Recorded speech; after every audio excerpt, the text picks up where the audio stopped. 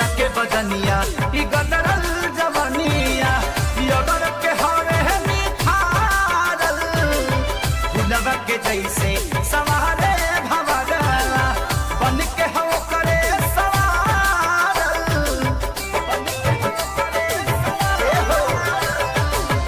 बदनिया ई गदरल जवनिया योगर के हरे निखारल फुलवा के जैसे सवारे भवरला बन के हो करे सवार राखी के करा पर नाता की